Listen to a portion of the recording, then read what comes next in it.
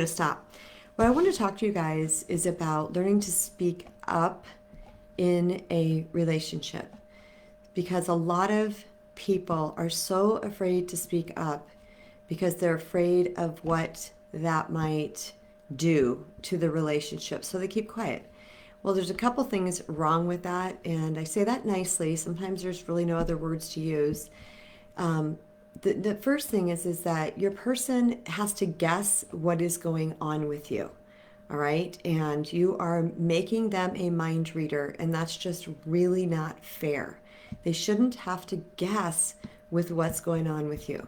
The second thing is if you're not speaking up, then you are going to build resentment and anger and bitterness sometimes about that person, and the person might not have any clue that you had something going on with you. So they're kind of, I mean, that's actually happened to me before where someone was upset about something. I had no idea because whatever reason this upset them. And when they finally told me, I was like, gosh, you should have told me that. I mean, that's a slam dunk. I would have taken care of that right away. So what prompted this Facebook Live today is that I have a friend who's been dating this guy for a year. Great guy for all practical purposes, 90% of the time he's a great guy. But what's happening is that he is snappy. He gets in bad moods and he gets very snappy. Now, based on everything she's told me about him, he's, hello, whoever joined. I can't see who you are. Maybe it's you, Kathy. If it's you, hi. Um, anyway, she's told me all these. He does seem like a really, really great guy and tends to own his stuff and to show up to hard conversations, takes good care of her, protects her, and things like that. But he's got a little bit of this moody thing going on that actually gets on her, and he snaps at his son or things like that. And she's not digging this at all. And so she's had a kind of a come to Jesus chat with me the other day, and she was saying that, I'm never going to marry him. He's not for me. He's da da da da da. And she's going down this toilet bowl.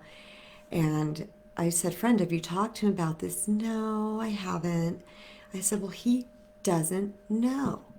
And from what I understand about your guys' relationship and him, he'll show up to this. He will listen. He will hear you. He will do whatever he needs to do to keep you. So she really fought that because she had gotten herself into such a lather about the way that he was behaving that she could never go long term with someone like that, that she was like pretty much set on breaking up with him. And I said, you haven't given him a chance. So she kind of fought me a little bit on that. And then the weekend went by and I messaged her and I said, how you doing? And she said, oh, great. We had a great weekend. We had great talks. We did this, we did that. She said, as soon as he arrived at her house, he started off in this snappy mood, and she right away said, we're not doing this. And that was that portion of it. And later on during his stay, they had more conversations, and they ended up talking about the way that they talk to each other and how it would be more improved and they would help their relationship if they talked in a new and improved kind of a way. And she felt really good about it. He felt really good about it. And then she asked him, get this. Talk about full circle stuff. She said, why were you in such a bad mood? What was going on? What prompted all that? And because he's an honest man, which I completely love, and he's in touch with what's going on inside of himself, which we don't always get with men or women. They feel an emotion, they respond, and they don't really even know what went on inside themselves. So he said he had a feeling she was going to break up with him. And it was upsetting him, it was scaring him. So his fear prompted this weird mood, which he started attacking her with. And because we had had this conversation, for her to speak up and share with him what was going on, he was able to say, okay, I will stop doing that. I will help with that, this and that. And she has now gotten her needs met.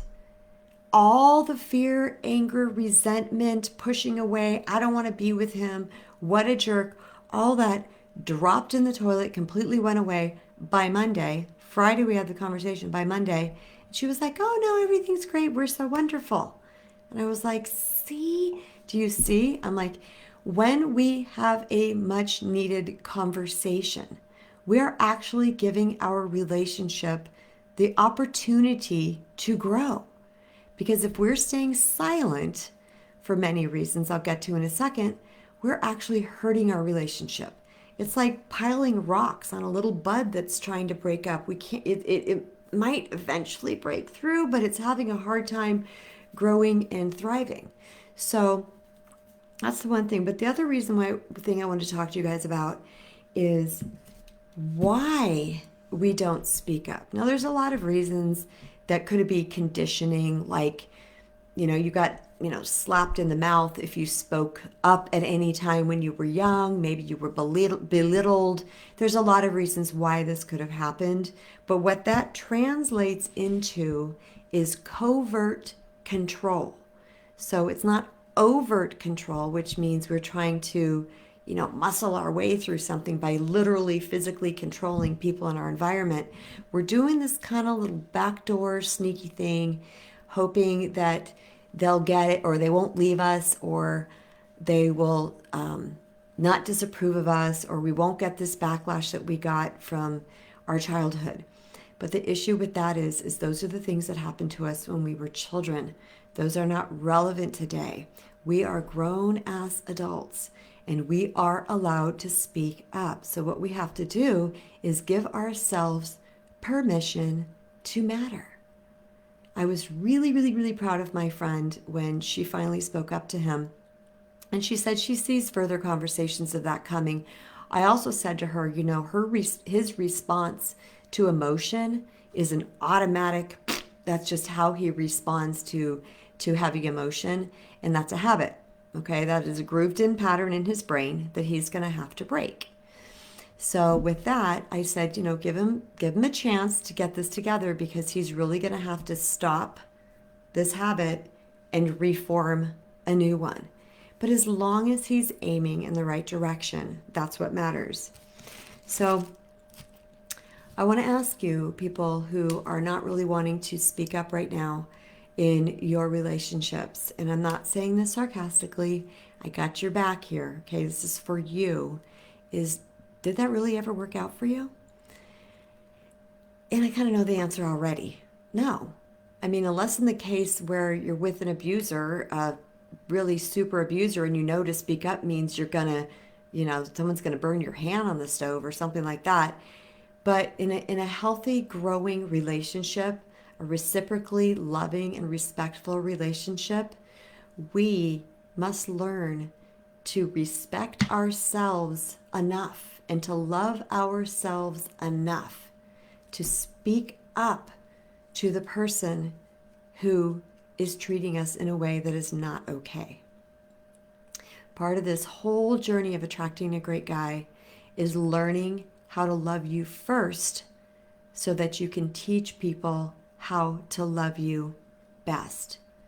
Now, I know that seems kind of daunting for some of you. Everybody's at various spectrums on the field of empowerment and what you're trying to learn here. I read all you guys' intake questions, and they're all very different of what people need right here.